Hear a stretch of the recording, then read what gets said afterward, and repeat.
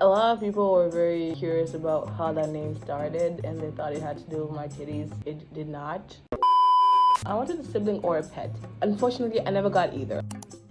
So hot right now, like it is insane hot. A great day to swim, but a horrible day to be outside. Hi guys, what's up? It's Kat and welcome back to my YouTube channel. I haven't done a get to know me video ever. Like I've never had a Q&A or any kind of introduction on this channel. I've realized I just opened the channel and just started rolling. I just started yapping. So I was like, you know what? I think it would be nice to have like a little get to know me video where I just yap about random facts about myself.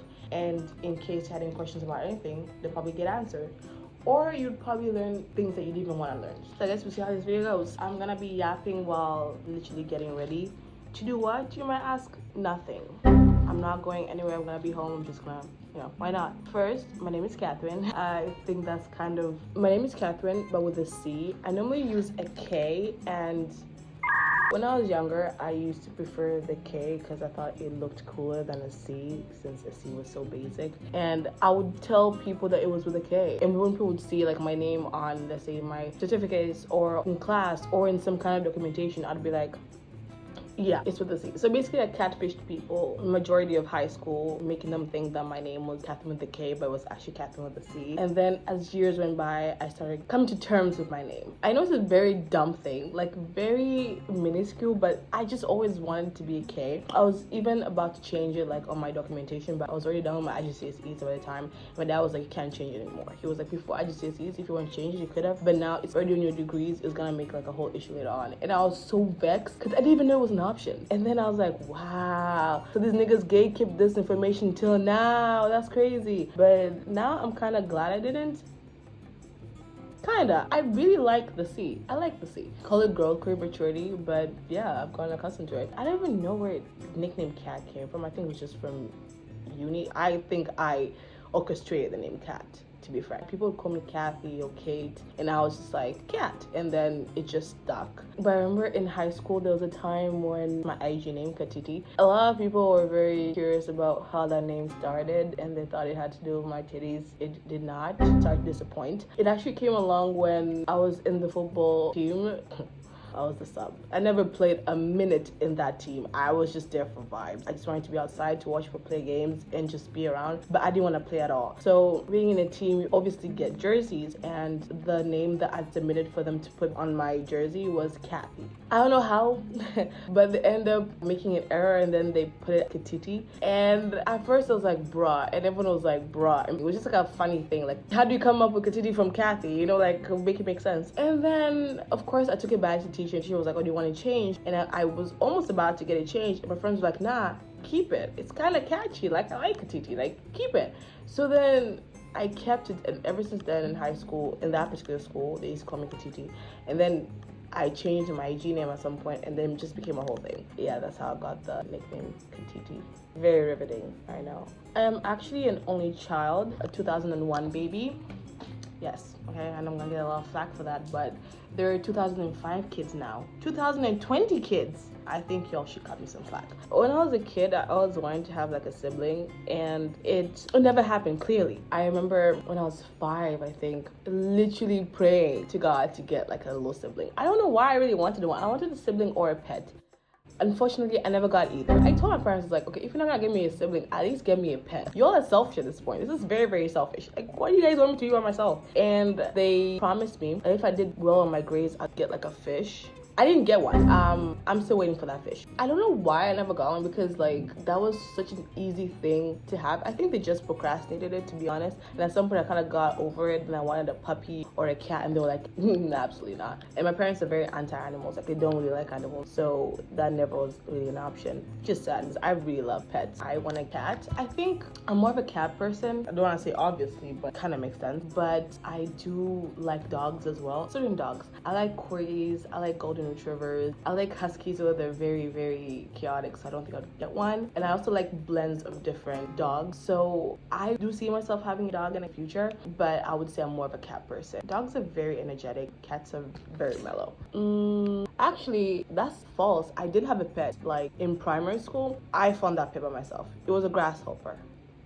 Yes, I had a grasshopper for a pet at some point in primary school. His name was Craig, and I had him for a whooping 2 weeks, right? I think a friend, it was that time when kids used to just like look for pets. Like, no, boys would go out and look for insects and then trap them and then have them in like a bottle or something in primary school. And I used to be so scared of them because they used to jump around a lot. But then one in particular I really liked that my friend had. And he was like, do you want to keep him? I was like, yeah, I do want to keep him. And I was so happy because it was the first time I'm going to take something home that's alive and well, you know? Like, for the first time, I'm going to have something I can take care of, something I can feed and love and just adore, you know? Something that wasn't a doll, because I had a lot of dolls at that time were not alive, it's boring. I wanted something that I could take care of. And when I took that grasshopper home, I was so excited. I named him, actually it's a lie, I didn't have him for 2 weeks. It was less than that. I took him home. I was so excited. I named him Craig, and I didn't know what to feed him, but I tried looking for things I could feed him and giving him water and air and everything that I thought he would need to survive.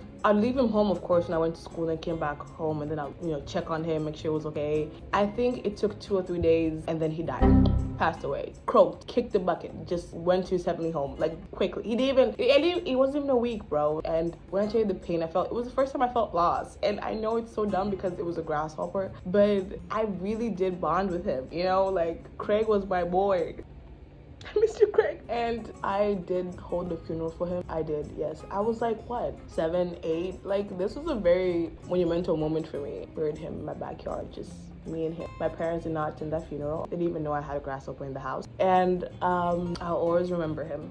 Another random fact, I like pizza. I love pizza. I'd say that's my favorite, one of my favorite meals. I think fries would take the trophy on that, on my favorite meals. I would say fries first, pizza, and then maybe chapati. I really like chapati. I think it'd be easy to say fries. Anything made of dough, anything in that regard. Bread, whew. God, I love bread. I love sweet potatoes. Baked, casserole, fried, whatever. I love sweet potatoes. Yeah, but also we like veggies. I love carrots in my food. I love green peppers. Love green peppers so much. I feel like they add such a je ne sais quoi to the food. If I have stir fry, no green peppers, then it doesn't feel right. It's so lackluster. That egg, I do love eggs. I feel like you never go wrong with eggs. Yeah, I used to love samosas at some point in life. I was a big fan of samosas when I was younger, but I didn't eat them right. Like, I would take out the dough part, like the part that's like the crunchy part, eat that, and then knock out the meat. And my parents were like, listen, the main part of this samosa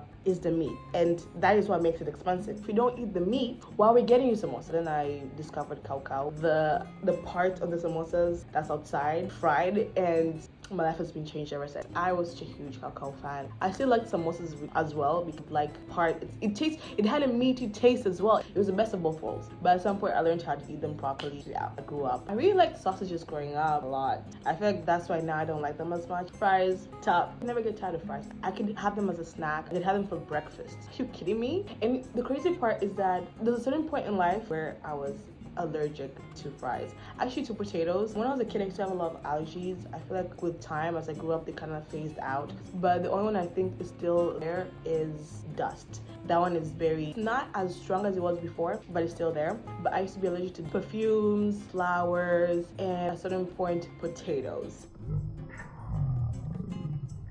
And when I tell you, I still remember that moment like it was yesterday. Like, when I was at the dispensary with my parents, I was like 6.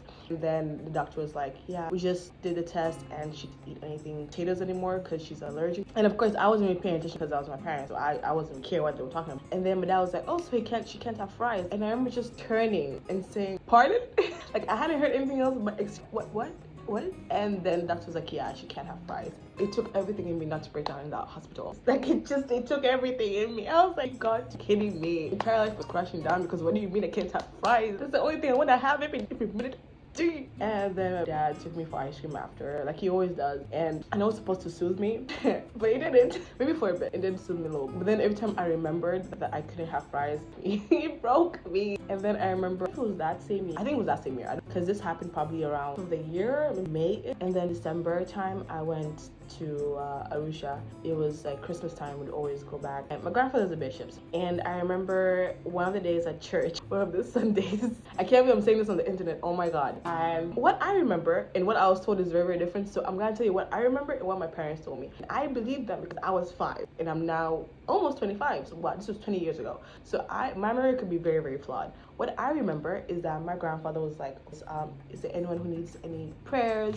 You know, raise your hand up, come forward and we'll pray for you. If you're sick or if you know you have any issues, just come forward, we'll pray for you, right? I went forward, I was the only one.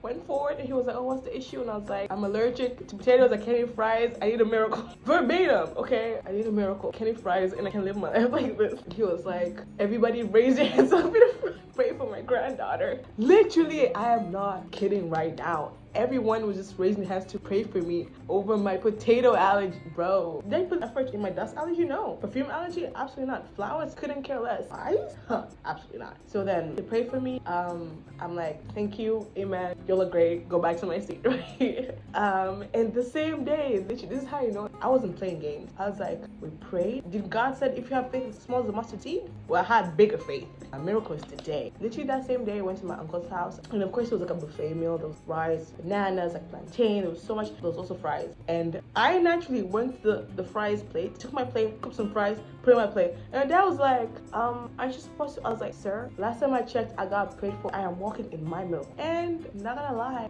that's it. I never had an issue after that. Crazy to think about, but I did not get a reaction that night. And after it just disappeared after that. Prayer works, guys, bro. Jesus healed me. And right now I am a living testimony.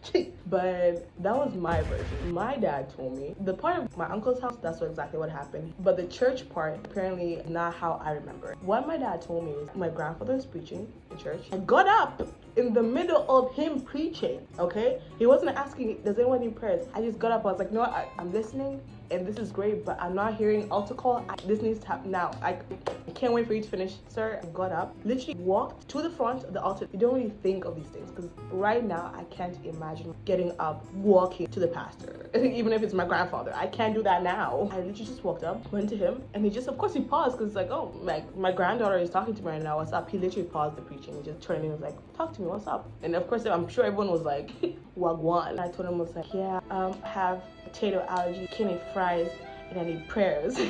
And then he was like, everybody stretch your hands for. Literally, they paused the preaching for them to pray for me to get healed from my fries allergy, and then he continued the preaching. And then after I was like, oh, thank you. And then I just went back to my seat. I wish the version I had was true, because the one that my dad is telling me, the actual true one, is embarrassing thing. But I was a kid, so I don't even think my grandfather remembers, to be honest. It was literally 20 years ago. But yeah, that was a chaotic get to know me. I hope that you guys feel like you know me a little bit better right now. Actually, I think I'll do a quick Q&A. I'll post Instagram and then answer them. Thank you guys for hanging out with me. I hope you guys enjoyed the video. If you did, like, subscribe. Actually, comment down this emoji if you reached this point. But yeah, thank you so much for watching this video. I love you guys so much, and I'll see you guys next time.